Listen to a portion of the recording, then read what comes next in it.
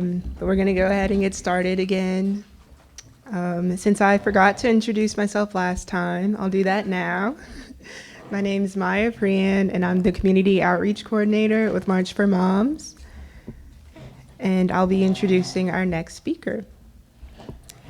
Rauslyn Adams, MSW, is currently the Learning Services Coordinator with Girls Incorporated of Central AL, as well as the Board Secretary, Co-founder, and Teen Program Director for Chocolate Milk Mommies. After earning her bachelor's in social work and science from the University of Alabama at Birmingham, she met a group of women upon having her first child who wanted to promote breastfeeding and lactation within the African American community.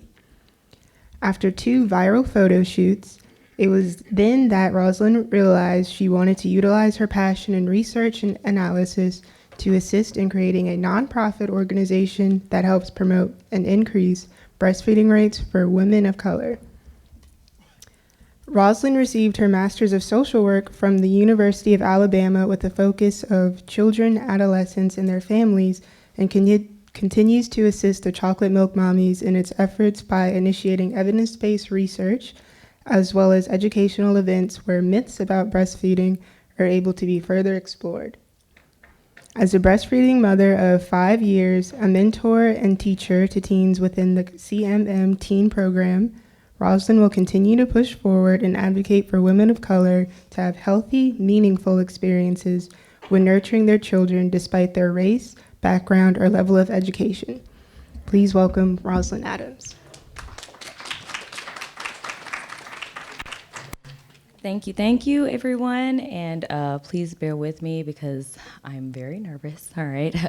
I don't do this often except for with kids, and they're kind of easier sometimes to talk to because you can be silly.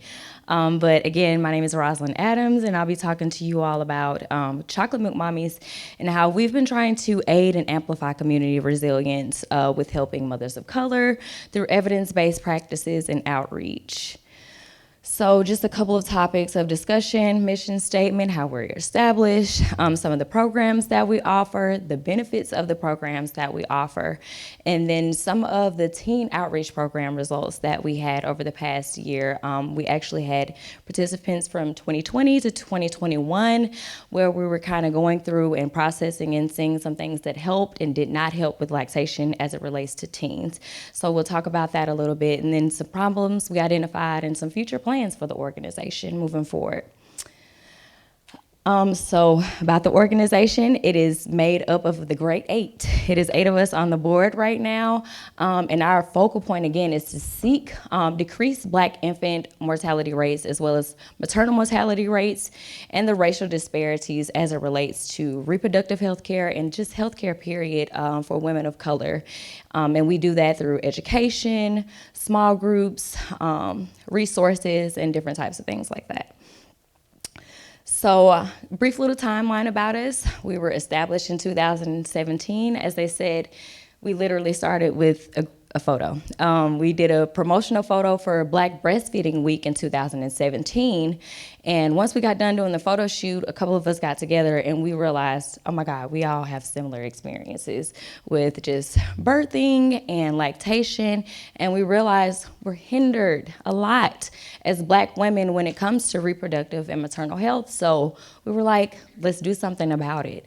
So in 2018, we got together and held our first inaugural community baby shower, which is something that we do every year.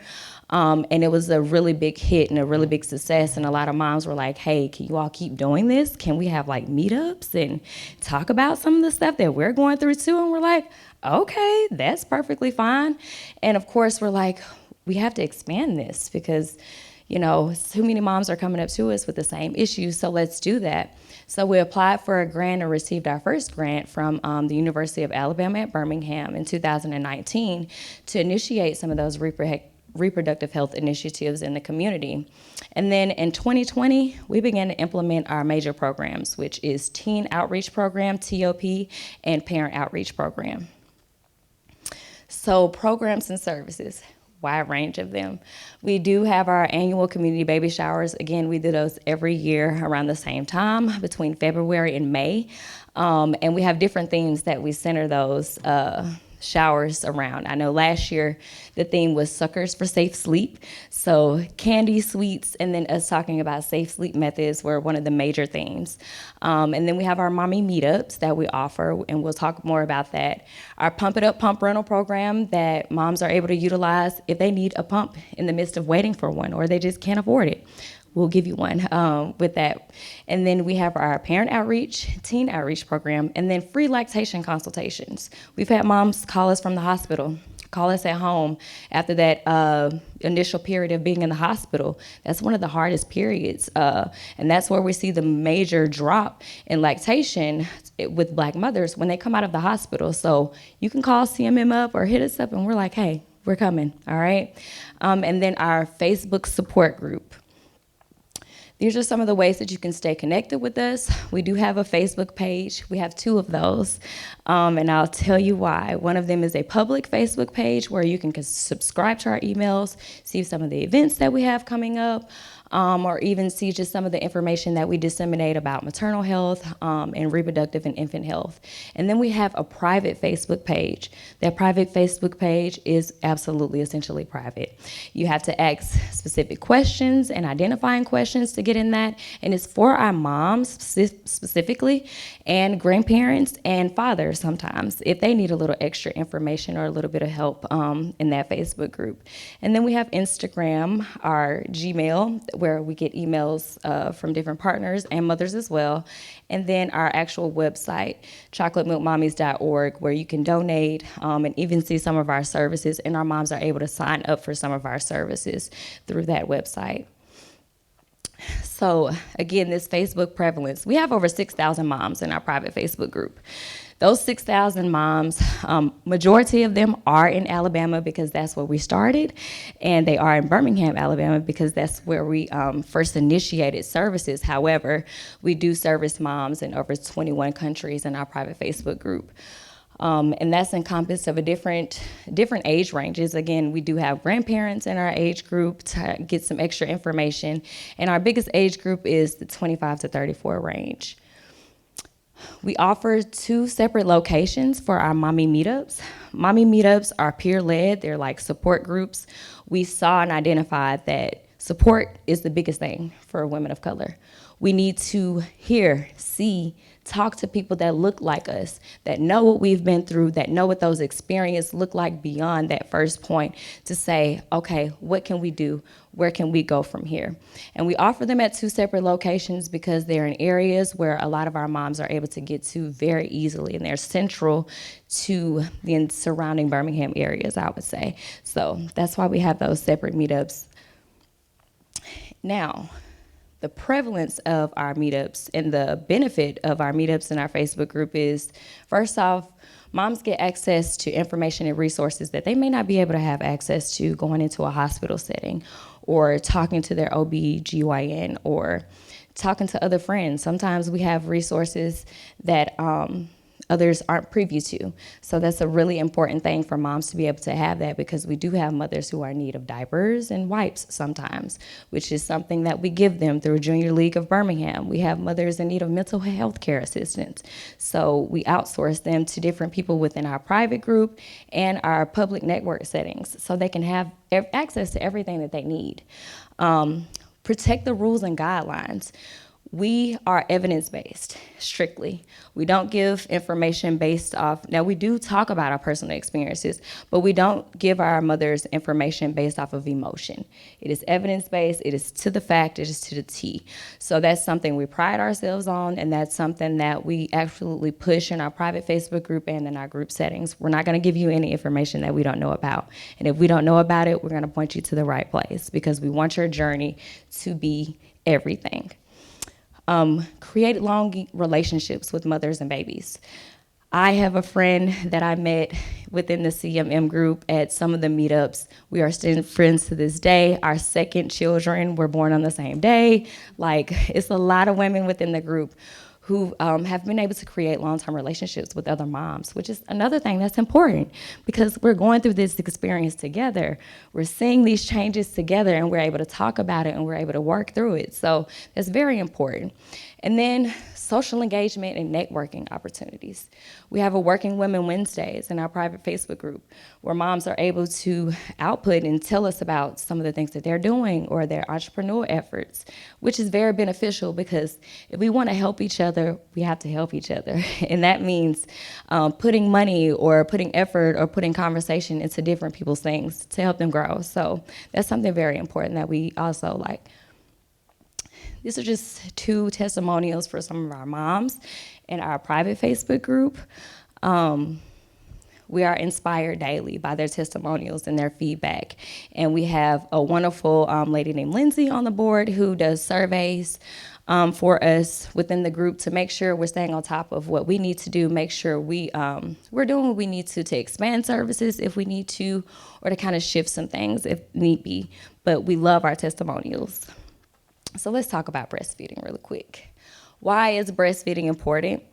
I think when we talk about breastfeeding, we talk about baby's benefits a lot, but we don't talk about the mother's benefits enough when it comes to breastfeeding. First of all, it decreases our chances of diabetes, ovarian cancer, thyroid, high blood pressure, and essentially, all of those things are what affect Black women the most.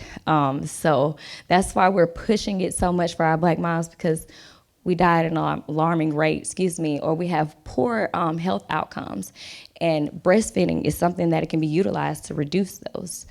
It also increases amenorrhea. I know a lot of people, well, not a lot of people, but I know systemically Black people are more likely to have children.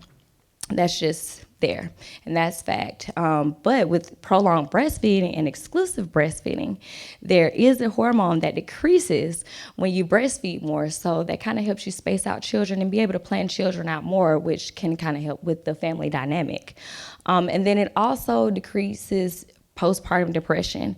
So thankful for Ms. K coming up here today to talk about postpartum depression and how it affects women of color, because it's an alarming rate. And breastfeeding has been shown to decrease those rates, at least by 35%. And of course, we may, we want to see that decrease a little bit more, but even if we can have just a little bit hint of help, that's always good. And then the outstanding benefits for the baby. Anything and everything in your breast milk is what your baby needs to be able to thrive. That's it, that's all. And then decreasing SIDS, sudden infant death syndrome. Prolonged breastfeeding can decrease that by 54%. If we can just get to the 4 to 6 month threshold with our moms, how many lives can we save?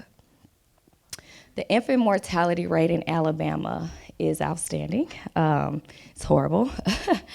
And this is only based off the data we were able to retrieve. And I'm saying that because all of the data has not been able to be processed because, there is a vast amount of women of color and babies of color who have passed.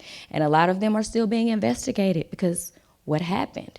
But what we do know is a lot of these births that were captured, the births, the deaths, infant mortality was because of birth defects, premature and low birth weights, and then sudden infant death syndrome. And again, sudden infant death syndrome can be decreased by 54% just by prolonged breastfeeding for 4 to 6 months. So, and as we can see, it says white 196 babies died in 2020, and African American 199, and a total of 404. And I put this up here because this is something that was discussed from the 2 previous speakers about information and data. It looks not so bad right now when you see this, but when you see the African American infant mortality rate is at 10.9, it's like, something in those numbers isn't making sense. Again, all of that data isn't able to be captured because just the vast number of infant mortality rates in the state of Alabama, so it's hard to kind of gather that information properly. And if you look at the national infant mortality rate of 5.2, it goes to say, okay, we're missing some things here, a lot of steps. And then the maternal mortality rates in the state of Alabama are again outstanding. to 29.7 deaths per 1,000 births, which is much more than a lot of states, and then much more than white women and other women of other races. Black women are at the highest of maternal mortality rates, and I know that's something that's going to keep coming up. But the more it comes up, the more it's going to start to seem very, very serious. Now, who? They recommend that a baby breastfeeds exclusively for at least 6 months to decrease all of those negative adverse experiences. So SIDS, diseases in mothers, which can help increase and help increase our livelihoods, essentially, if we do that. And then our Healthy 2030 objective right now is to have women of color breastfeed for 6 months, and we want to up that number to 42.4%. We are not even halfway there. We need to be there, and right now, the current state average for breastfeeding beyond 6 months is 20.4%, and the national average is 25.6%. So as you can see, we're very, very far behind from the goal that we need to get to, and it's gonna take a lot of work. So I did this just to be in comparison to the national statistics and state statistics as it relates to CMM. CMM, again, we do capture some of the data and capture our efforts to see if what we're doing is working. So these are, the pink is the statistics from CMM and the exclusive breastfeeding rates and the breastfeeding rates within the women within the group versus Alabama averages and national averages. Our moms rocked it. This was over 3,000 data from over 3,000 moms, and they absolutely rocked it. And we kind of did a survey as well to see what helped from us and what did not help. So that was really good for us to know. Now, the two programs that we utilize to help kind of lower these maternal and infant mortality rates is the Parent Outreach Program and Teen. Parent Outreach Program is, of course, for adults 19 and older. It is incentive-based, so moms get an individualized experience. They are matched with a peer, and basically over a prolonged time, 6 months or longer, that peer or that lactation consultant talks through some of the experiences that the mother is going through to see what she needs to either increase or grow that experience, or just kind of let it keep riding, going the same place. And then our Teen Outreach Program, serving mothers 14 to 19, to again kind of help with those breastfeeding statistics in teens, because it is very, very low. A lot of teens do not breastfeed. Literally less than 17% of teens breastfeed, especially in the state of Alabama. And then these are the teen birth rates from 2020 in the state of Alabama. Over 3,000 teens had babies. That's an astounding number. And we are the 5th highest state for pregnancy rates in the state of Alabama. So when we see that and we know how many of those teens are Black, you know, it comes to us that we have a really big job to do, because teens are, of course, less educated. They're less knowledgeable about breastfeeding, and they're less likely to do it. And with the Teen Outreach Program, our initiation starts with calling high schools with qualifying teens, getting to know what teens are pregnant, what teens are willing to breastfeed, and then contacting those families and building a rapport. A lot of families are like, my teenager is pregnant, I don't know what to do, I don't think I can do it. So the job of CMM is to make sure, okay, you have all the tools and everything that you need to be able to make this a wonderful experience. And then implementing a curriculum and actually implementing and disseminating information once a week. The girls were responsible for attending each session in order to be able to continue with the program. And again, the purpose of the program was to track and see if they were exclusively breastfeeding to at least 6 months or beyond. And they were given incentives each time they finished a session and their prolonged continuance. And then after that 6 months period, they were given a huge incentive package, and of course more praises and just other resources that they needed to continue on through their process. Now, we had 12 participants, in the last teen program module, I would say. And that was kind of like our startup of programming to kind of see where it went and what it did. And some of those participants were met during pregnancy, and some of them were met in the midst of their pregnancy and either wanted to relactate or they wanted to just, keep on going and fighting the good fight. And we noticed that after 6 months, 50% of those participants, they dropped out from breastfeeding. And so one of the biggest questions was, oh my gosh, what went wrong? What could we have done better? And realizing that, first off, lack of parental and partner support, it's not just for teens, that's for everybody. If the support is not there, how can I do it? How can I be encouraged, and how can I continue to encourage myself? It's a hard process. And then teens wanting to still live their best life and live the same. That was one of the things they always talked about, because a lot of them didn't know there were still a lot of fun things that you can do while breastfeeding. And even some of our adult mothers are like, I have to stop drinking. It's like, no, you don't. You can still do that, and baby will be safe and you will be good. So letting them know that, and myths about breastfeeding. It is a huge thing in the African American community with myths and just some of the systemic racism that we had when it came to breastfeeding back in the olden days, having to feed our master's babies and our milk drying up or our milk being so low we couldn't feed our children. So some of those myths and just that systemic racism just really hindered our process of prolonged breastfeeding. And then lack of education and knowledge. Again, a lot of moms think things about breastfeeding, or they've heard of things about breastfeeding, but they don't know the true facts. And the facts are continuously growing, and the facts are continuously changing because of the research that's being done, because a lot of people think they know about boobs and breast milk, but it's a lot that we just don't know, or a lot that we've learned recently. Again, the stigmas surrounding breastfeeding in the African American community, and trouble managing school and breastfeeding was one of the biggest issues for our teens. And I think there's a struggle period in life with women of color, especially being able to balance breastfeeding in the home life and the work life, because a lot of job settings don't allow you that time that you need to fully be able to feed your baby once you're away from them. So we did notice some things did kind of help.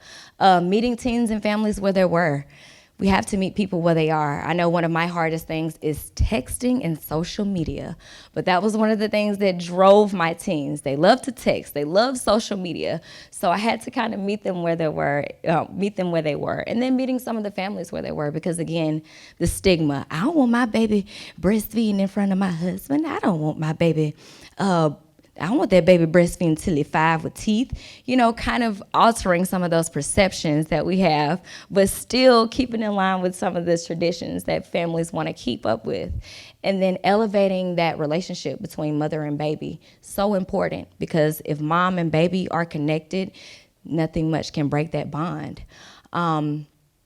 Creating healthy and strong relationships among teens and their families, always important. Peer support and relationships. That's something a lot of us as mothers, especially Black mothers, feel like we lose out on. Our friendships and our social circles. So knowing how to go back, stay in those social circles and keep those social circles, especially for teens, is very important. And then identifying mothers prior to their postpartum phase. So before they even have those babies, let's meet them in the middle of their pregnancy to make sure they are being able to have access to resources. They're taking care of their bodies. And they're fully prepared for the lactation experience. So our plans of action for the teen outreach program moving forward, we do want to build more participants. We want to get to more girls eventually, and continue to disseminate those resources for families when we do have participants. Utilize peer-led volunteers. It really was beneficial matching some of our moms from our parent outreach program to some of our moms in the teen outreach program, because they were able to give them holistic advice about just maneuvering the family and managing life and managing lactation. And it was really good for the teens to see other people, especially women that were older, kind of like mentors, to see what they were doing and how they could fit in. Continue implementation of the curriculum that we use, create parent groups, because a lot of the parents had some of the similar issues and they didn't even know it. So getting those parents together as well to discuss their concerns and discuss what they need as well to help their teen thrive is something that we want to do as well. And then, again, match teens with those mentors. Our goals for 2023 for CMM 2022-2023, excuse me.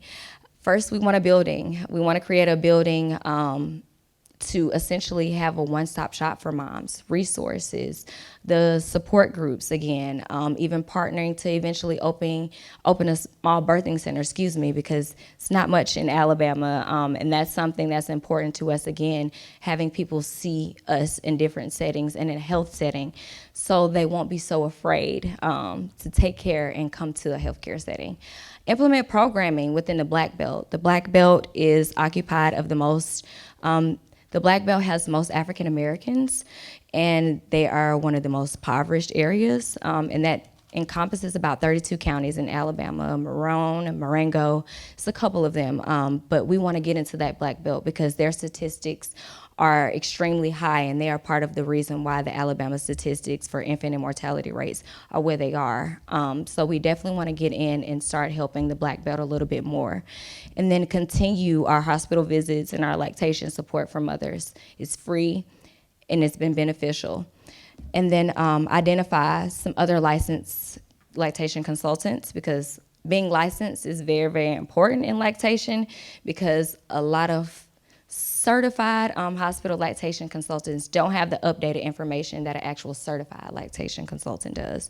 So that's a huge thing as well, because in hospital settings, a lot of Black moms are giving incorrect information, and when they go home, everything falls apart. And then expand grant and sponsorship efforts is one of the biggest things. And then how can the community and everyone around us help? Tell us, talk to us, and be culturally competent. Tell us the information that you tell everybody else, and let it be accurate, please. Talk to us. We need the conversation. We need to know the ins and the outs from A to Z. And then being culturally competent is very, very important, because I may not receive information the same as everybody else. Continued sponsorship is always important, and we thank the sponsorship that we've received thus far, and it's been so awesome. Subscribe and share. Subscribe to our emails. Share some of the things that we have going on in the community, and then advocate for better access. We all have to advocate together for better access, quality of care, and awareness. If we don't do it, no one will hear, and we've been hearing that a lot today, so I'm thankful for that as well. And then last but not least, believe us. If we say we're hurting, believe us. If we say we're confused, believe us. If we say this doesn't sound right, believe us. If we say we've had a poor experience, believe us. And that is all that I have. Yes, ma'am. Should I? All right. Let's get this one. Make it better. So with your teen groups or with your teens, how do you work with them when, they may come to you and say, we want breastfeeding help and everything, and then they come back and it's, well, my mom, my grandmother, my auntie said they're going to help me. And it's not going to necessarily go well, but you can't say anything because they're going to listen to them, and then they come back later and it didn't go well. And so how do you kind of get around that before it becomes not a good outcome? Gotcha. I love to tell my teens and families, before we go into this, we have to have a hard conversation. So we have those hard conversations, and those hard conversations sometimes look, as Black people, we have to get it together. We have to, we have to understand that we are different. We do things a different way. However, there are some things that we can do the same, and breastfeeding our children is one of those things. And also having them think outside the box instead of inside, in a gentle way. And I've had parents, even the ones that I thought were going to be like, no, she didn't. They were like, oh my goodness, you said it in a way that I felt like, I felt at ease, I felt at peace, and I can do this. And I have had parents, there was a little pushback, but again, we went back to the reiteration, what is important here? This baby thriving and mom thriving. That's our end result, that's our end goal, that's what we're looking at right now. Everything else is pretty much personal or emotional. So let's stay right here with the facts. the facts are the way that we're going to thrive as people, especially as Black people, is increasing breastfeeding rates and coming together and supporting each other. So once those conversations are had, you can either take it or leave it. But I prefer you to take it. Anybody else? Oh, congratulations on all your successes in Thank this you. work. And I have a breast milk's so magical. I was wondering if you have a favorite breast milk or breastfeeding fact. Breast milk changes between genders. I learned that with having my children. It does. The composition, the taste, the level of fat, protein, and water, it does. I had my daughter when my son was 3. He was still nursing. And literally, I think 2 weeks into tandem nursing them both. And that's when they call it full milk. My full milk came in for my daughter, and one day he was nursing. He was like, "Ma, your milk, your boob, yucky." And I was like, what? But my daughter, she's just up like, I'm like, okay. And then it made me think back to a time when I was in a restaurant with a group of friends, the ones who started CMM. We were all in a restaurant, and one of the moms, she was trying to eat, and she had really big boobs. And her son, he was trying to nurse but couldn't. And she was like, "Can somebody nurse him?" So we were literally passing him around to each person at the table because he wouldn't take their milk. And when he got to me, he started nursing. But the biggest thing I realized, everybody he went to first had a female baby, and I had the male baby. So it is absolute true fact. That's the coolest fact ever. The coolest thing ever about milk, like liquid gold, is magical. So thank you for that, because I love telling that story. So I appreciate it. Oh. Thank you for sharing. You mentioned a little earlier about the pump and dump when it came to alcohol use. Well, we never suggest pump and dump.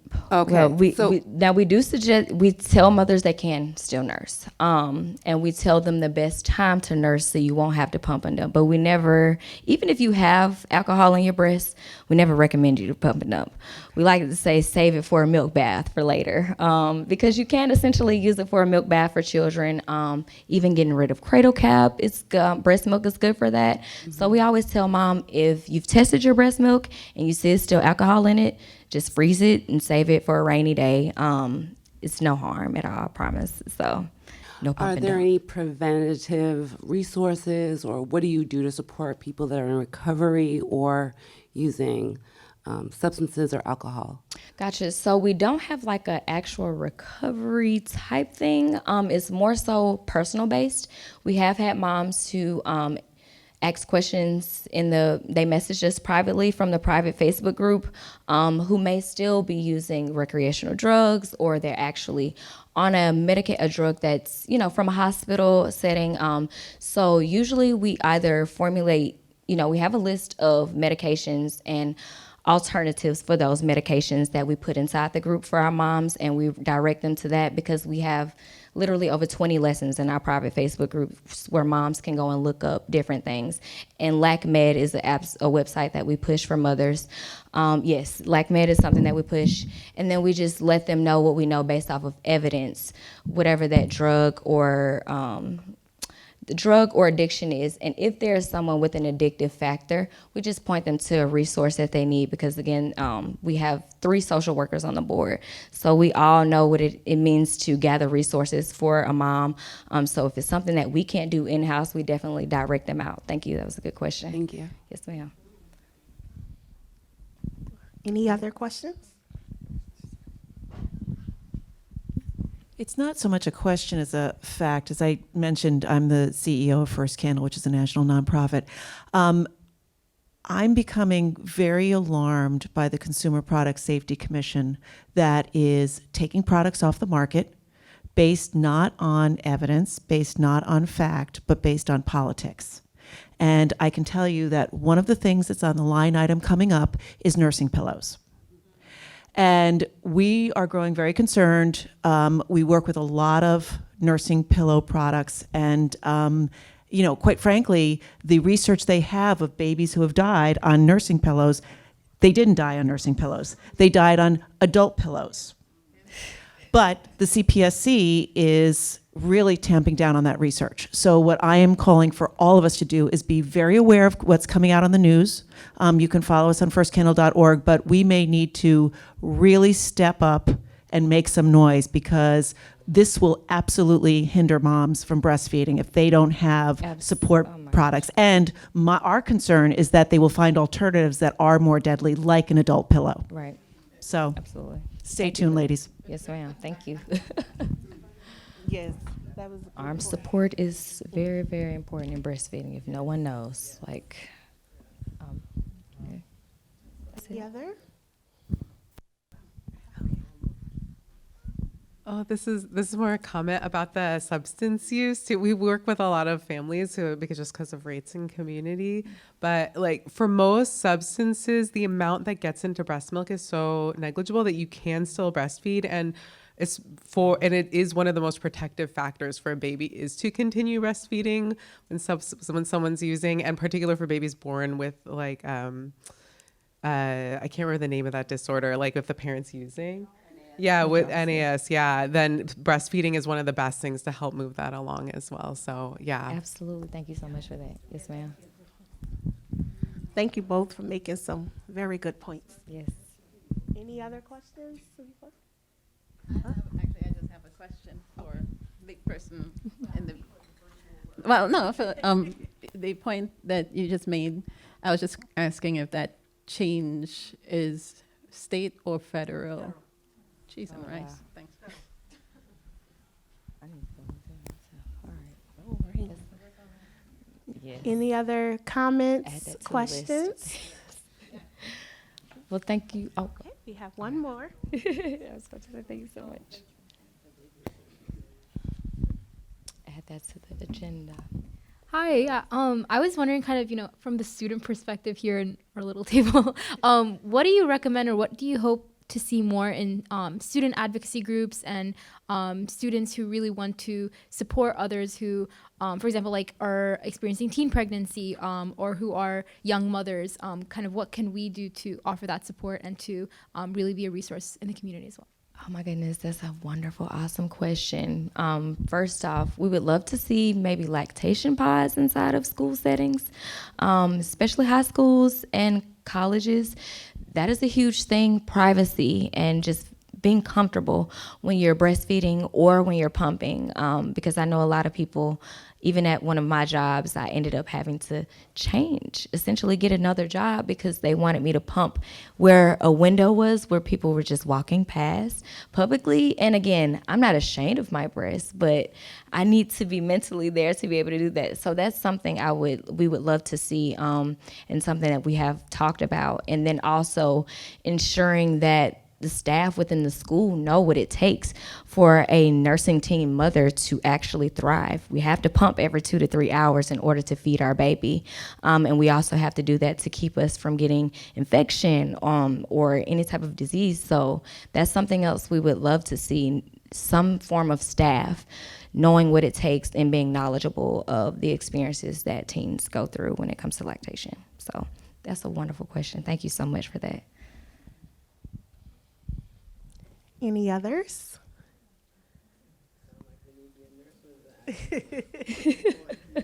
All right. Right. Thank you all again. This was wonderful. I appreciate it.